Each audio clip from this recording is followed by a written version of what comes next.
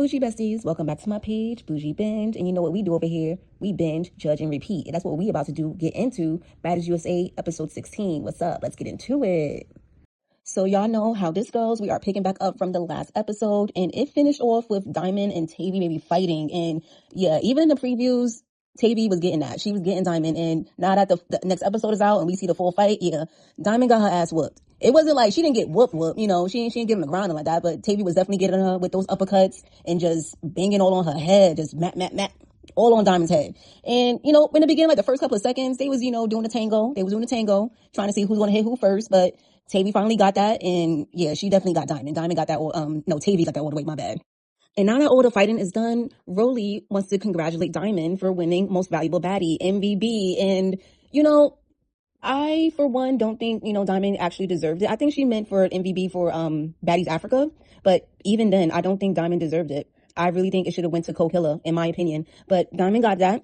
And Rolly was just giving her props. And Biggie just goes ahead and wants to just break that moment up and take her moment away from her. And that was just so weird and haterish of Biggie, because it's like, I was the first one ever. I was the first most valuable baddie ever. Okay. And that was a very long time ago. Like Rolly said, get over it. There's somebody else here that took that title a couple times, actually.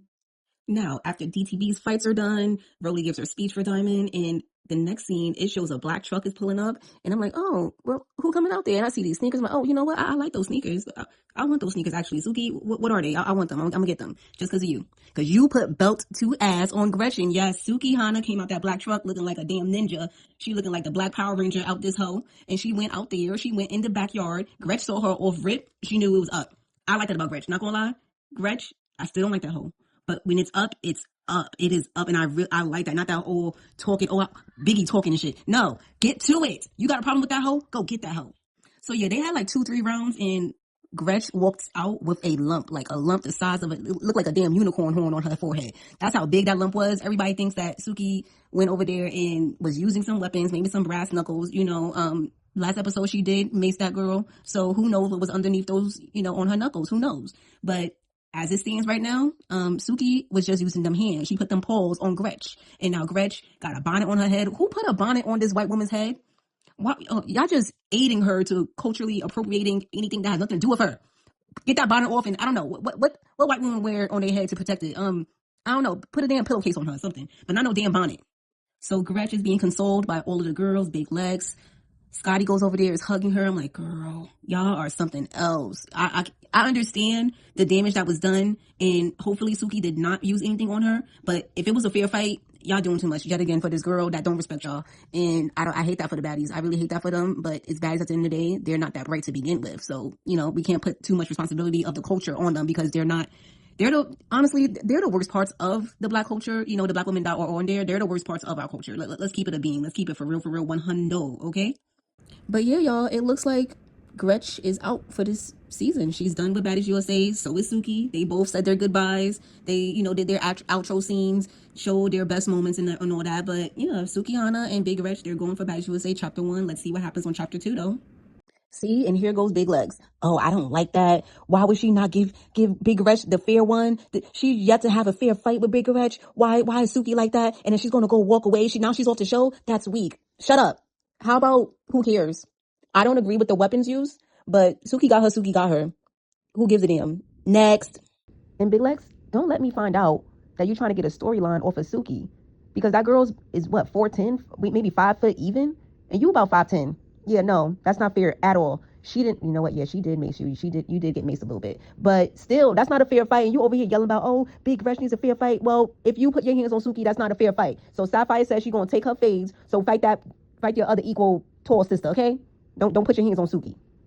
And now the next scene, it shows the girls that are still left in the backyard. That's Biggie, Rolly, and DJ Sky. They're basically talking about the whole Diamond situation and how, you know, Diamond is just a clout chaser. That's what Biggie just keeps saying, that they're two different girls and that I used to trust her. I used to fuck with her and everything. And for the most part, DJ Sky, she's remaining mutual. And also Rolly, she's going to say it out loud. She said, you know what? I have a relationship with both of y'all. I actually like Diamond, you know, and I'm just leave y'all to it. And, you know, it was given that Biggie definitely was venting, but also like it was giving that she wanted those two girls to like be on her side about Diamond. It's like, you know, you can't get a bandwagon to go ahead and hate Diamond. You know, that's kind of lame. You know, if you want to hate the girl on your own, you know.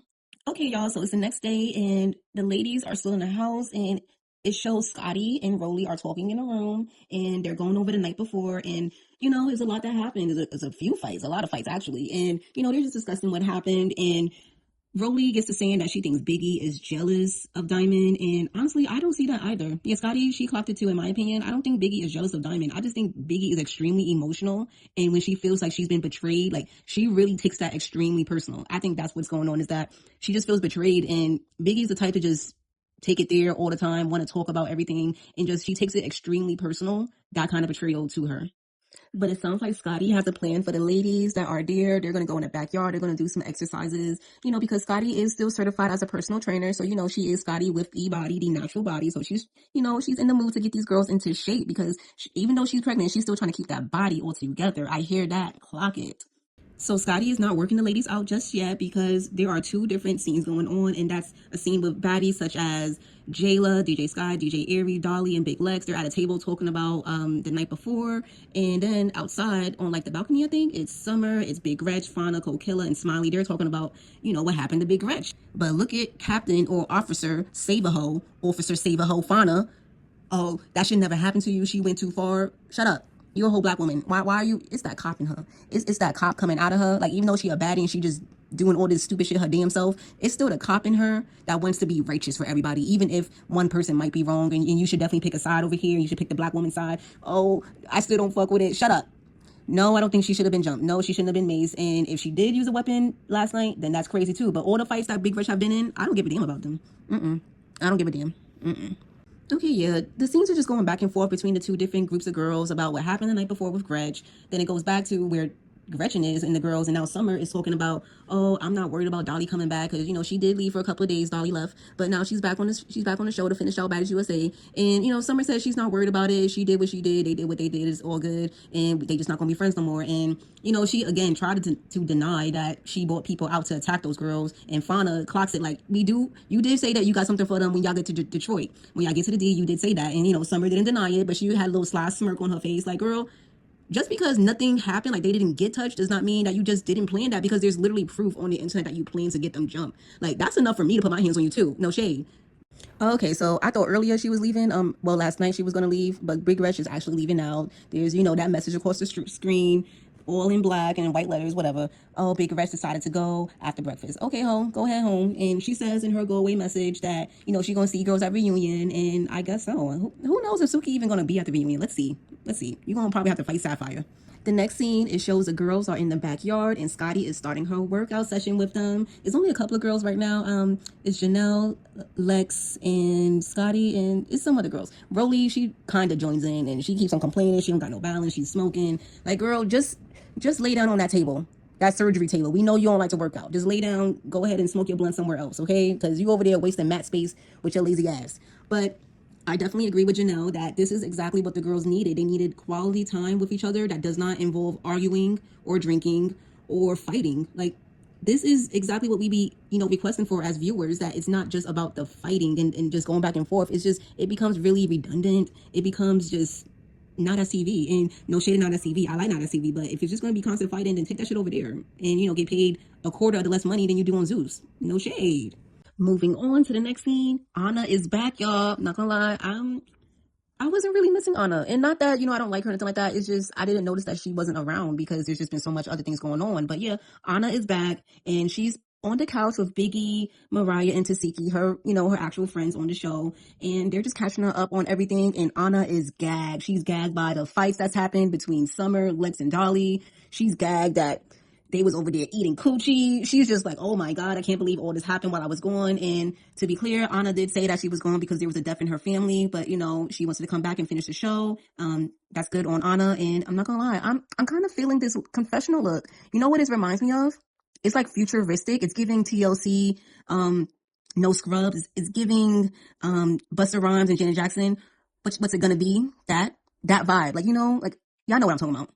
Now, outside of the house, in another part of town, in another part of Houston, Natalie and DTB, they finally meet up and they're talking about the last situation they had at the reunion where Natalie broke Diamond's nose with that big rock on her hand, well, her ring, but that was a rock on that finger though. But yeah, they're talking about it, and it looks like Natalie at first, she came through funny. You know, she was checking the scene, she was scoping the scenery out, like, is somebody about to jump me? Am I about to get snuck? She sees Diamond just sitting at the table waiting for her, and you know, she's a little funny at first, but Natalie, she goes ahead, she sits down, they start talking, and it starts all fine. Natalie says she wants to take accountability. So let's see how far this goes. Okay, so it's starting off very sincere. Natalie is starting from the very beginning, and she brings up on Caribbean that she did make fun of DTB having a tampon string sticking out, and she bent over. She's bringing up the incident at the reunion where Diamond's tooth got knocked out, and she was making fun of her. So I like the way it's starting, and Diamond is saying, you know, as the CEO, as the face of Baddies, why would you do that to your cast member? Why are you continuously humiliating me? And this is why I'm retaliating against you by sneaking you and fighting you. And I shouldn't be doing that. Diamond has said plenty of times she doesn't like that she does that, you know, but she does that because she's retaliating against Natalie, making fun of her, making her feel like she's the joke of the season, trying to, you know, dismantle her celebrity status on Baddies. She's responding to all that Natalie does to her. So again, the conversation is going good. It honestly is. No one is cursing at each other. No one is, you know, belittling the other person. Nothing like that. It's still remaining very cordial, you know, taking accountability. All of that is happening. Natalie even says, you bring value to my show. I want you to come back. And DCB, Diamond, she definitely does. Diamond is a huge part of Baddies. Not gonna lie, she's an OG. She does have value on this show. And Diamond is just asking to end it all once and for all. She's asking for a fair one. And Natalie just ups and say, absolutely not.